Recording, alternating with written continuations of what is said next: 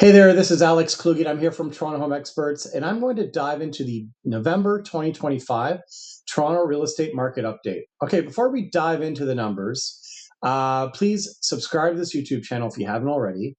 Like this video and comment below. It really helps us out. Thank you. All right, November 2025. The theme of this video is going to be very similar to the last number of videos I've recorded for this YouTube channel. And you're going to see a pattern, right? So nothing really has changed dramatically with the makeup of this market. Now, there's a few interesting stats that I want to dive into, which maybe shed a little bit of insight into what to expect for 2026. All right, let's dive in. Sales volume, unsurprisingly, is down. We are down 15.8%. That's not very good. For your real estate bulls out there, 15.8% is pretty bad. Especially considering last November was also not a great year. So, not a great month. So, really, what we're seeing is certainly dampening, shall I say, interest in purchasing property in November. And now November is always like a little bit of a funny year. It is weather dependent and also dependent on supply available properties. But you'll see like basically everything's down across the board. Volumes, listings are up, prices are down. So like there's kind of a theme, and it's something I've been really basically been talking about since the summer.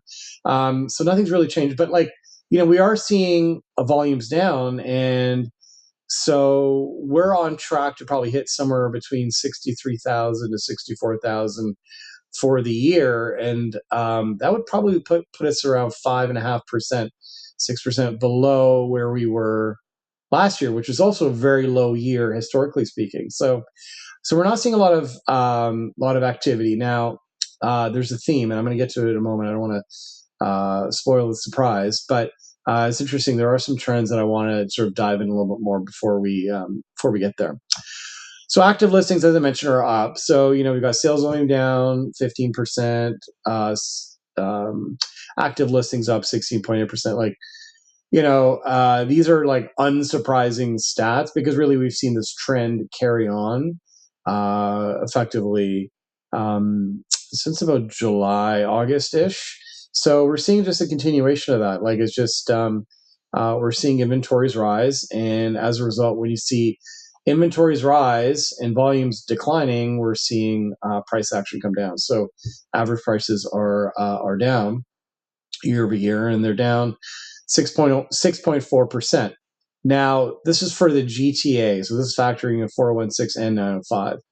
What's interesting is the 416, so Toronto proper, is actually performing much stronger than that of the 905.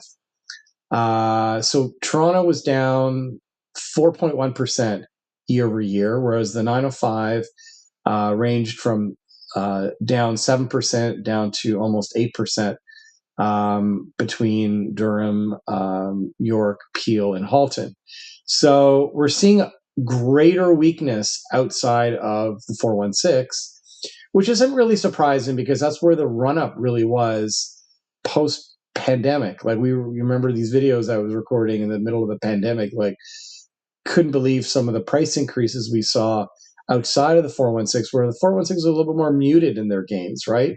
I mean, sure, prices went up, but 416 was certainly is now sort of like catching up, if you will, to where the 905 was post-pandemic. Now, what's interesting is Toronto's down 4.1%, which is not something to be excited about if you own property in Toronto. If you're actually a buyer, this is actually great news because prices are down. Affordability has increased because mortgage rates are down year over year.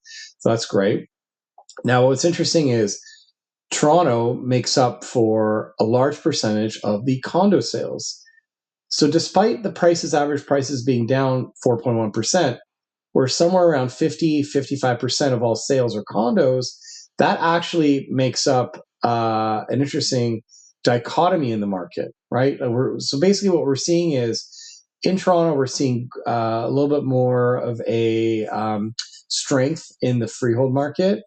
And the condo market's not great. Like the condo market is very, very weak. And we talked about that ad nauseum last month. So if you want to know more about that, watch last month's video. I'm not going to repeat everything I said there. So really what we're seeing is strength in freeholds. I mean, I'm not saying here we're seeing double digit gains like we did in 2020. That's not what I'm saying. But what I'm saying is like buyers are jumping in. And what's interesting is what I'm seeing as an active agent in this market is that a lot of first-time home buyers are foregoing the condo purchase as their first purchase.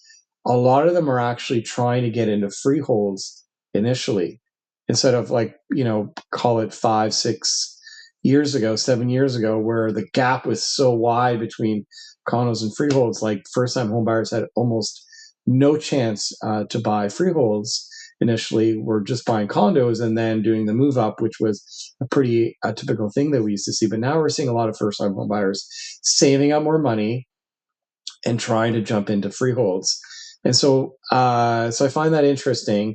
And yeah, I mean, sure, it's the Canadian dream, owning, a piece of property, in a major urban city like Toronto, close to the subway, all that. Like that is something that a lot of our first time homebuyer group is aspiring to do.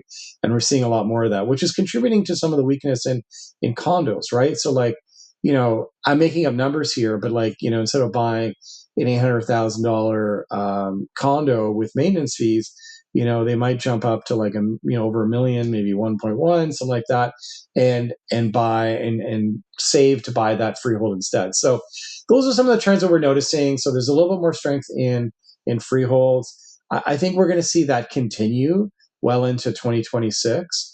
And this weakness that we've seen in the market over the last number of months, I think is going to basically continue over the winter, and who knows about spring, but certainly I can see December, January, February being a little bit more of the same. Now we'll see, but yeah, it's certainly interesting that we're seeing that trend at this stage. Now, average price month over month.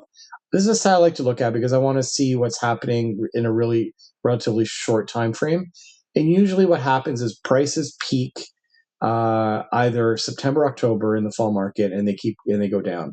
So the bottom of the call it fall market tends to be November, December, and it's sort of like typical sales pattern that we see. Now, unsurprisingly, prices are down, and it's only 1.4%.